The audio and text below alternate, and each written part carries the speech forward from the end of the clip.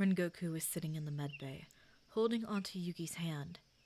It had been nearly a month since Yuki had stumbled back to the Butterfly Mansion, and Rengoku had been by her side the entire time. He was starting to lose hope, but he noticed a slight flicker of movement on Yuki's face.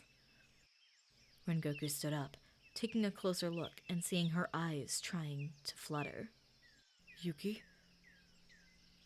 Are you there? Can you hear me?" he asked, watching silently. Yuki let out a soft groan before her eyes slowly began to flutter open. "Kyocho?" Rengoku's eyes nearly welled with tears, pulling Yuki into a tight hug. "Yuki, you're awake. I've been so worried about you, but you're okay. Thank God." "Kyocho, what happened? How long have I been asleep?" Yuki asked quietly, looking Rengoku in the eye with worry. "It's been about a month, but that doesn't matter. You're awake now, and we can finally learn what happened to you," he said before standing up and letting go of her. "I'm going to find Shinobu so she can check your injuries. I'll be right back." Rengoku walked out of the room, quickly going to find Shinobu. A few minutes pass before Rengoku comes back into the medbay with Shinobu following close behind. Once Shinobu was able to see Yuki for herself, awake and well, a soft smile formed on her face. "Yuki, I'm glad to see that you're finally awake. How are you feeling?" Yuki tried to sit herself up in the bed, but she winced and leaned back. "I'm still feeling very sore, but I don't know how injured I was when I got here." Shinobu nods, helping Yuki get into a comfortable position on the bed, helping her sit up. "That's reasonable. You had collapsed the second you got back to the mansion. You were probably aimlessly wandering for hours just trying to find your way back." Rengoku stood by Yuki's side before looking at her with worry in his eyes. "Do you remember what happened while you were in Kibutsuji's captivity?"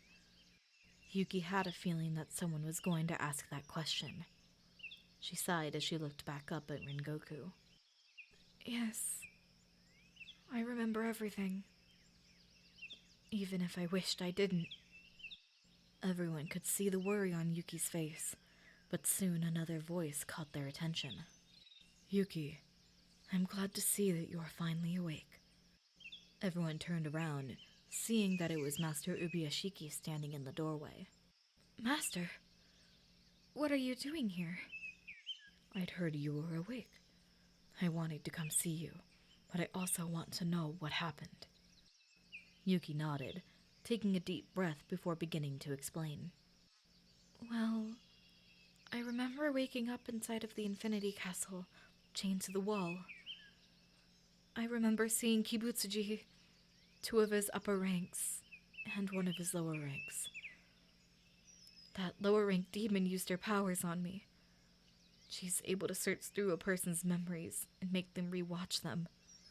She made me rewatch the day Kibutsuji attacked. I saw everything." Rengoku and Shinobu looked at each other before Shinobu spoke up. "What do you mean you remember everything?" Yuki could feel the sting of tears in her eyes as she tried to talk. "I saw what happened the night my family was attacked." Everyone's face filled with a sense of urgency before Master Ubuyashiki took a step forward, his voice dropping to a serious tone. "Please, tell us what you saw. We must know what happened that night." "I saw Kibutsuji. He slaughtered my parents in front of my eyes. Then he came after me. He injured me to the point that I was starting to lose consciousness.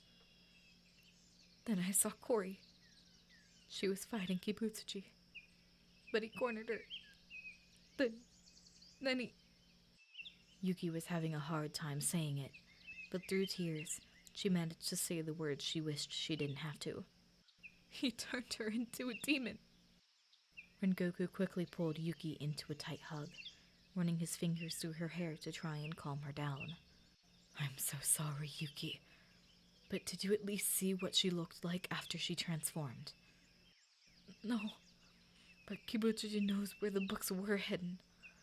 But luckily we hid them at the Master's mansion before he got that information. Speaking of your books, I wanted to give them back to you. The Master spoke, pulling her books out of a bag he was carrying and handing them back to Yuki. But why are you giving them back? Wouldn't they be safer at your mansion than here? I can't say anything just yet, but they'll be safer in your care than in mine at this point in time. Yuki looked back at the books before nodding. I understand. Thank you, Master. Master Ubiyashiki nodded before walking out of the medbay, leaving Yuki alone with Kyojuro and Shinobu. Shinobu gave Yuki a soft smile. Well, now we can start your physical therapy once you feel up for it. We need you back on the field as soon as possible. Rengoku smiled and put his hand on her shoulders lightly. And I'll be with you every step of the way. I know it might take some time for you to fully recover, but I'll be by your side the entire time. Yuki gave the both of them a soft smile. Thank you, guys. You really are the best friends I could ask for. The next few months were rough on Yuki. The physical therapy she had to do was intense. She had so much training to do to sharpen up her skills once again. As Yuki slowly recovered, she heard about Tanjiro's mission alongside Tengen in the entertainment district, and saw that he was slowly recovering from that as well. The two eventually started training with Tanjiro, Rengoku watching carefully and making sure they were taking breaks when they needed to. Tanjiro recovered quicker than Yuki, eventually traveling to the swordsmith village to get his new sword. Once Yuki had fully recovered, Rengoku had a thought. He took Yuki to the side before asking her a question.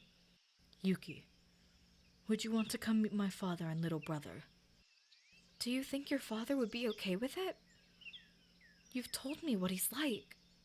I know what I told you about him, but he doesn't know what you've been either. I believe you can prove you're worthy of his approval. Yuki thought about it for a moment, debating hard about what to say, before giving him a confident smile. All right, I'll come and meet them. I'll prove I'm worthy of his approval. Rengoku smiled at her before taking her hand. Then let's get going. I'll send them a message by crow to let them know we are coming. Rengoku sent a crow to his family. The crow carried this message. Father, I am going to be returning to the home, bringing my partner Yuki with me. I'm planning to propose to her while we are there, but I would like you to meet her first. I think you'll like her a lot. Please have Senjiro set up something in the backyard. We will be there later tonight.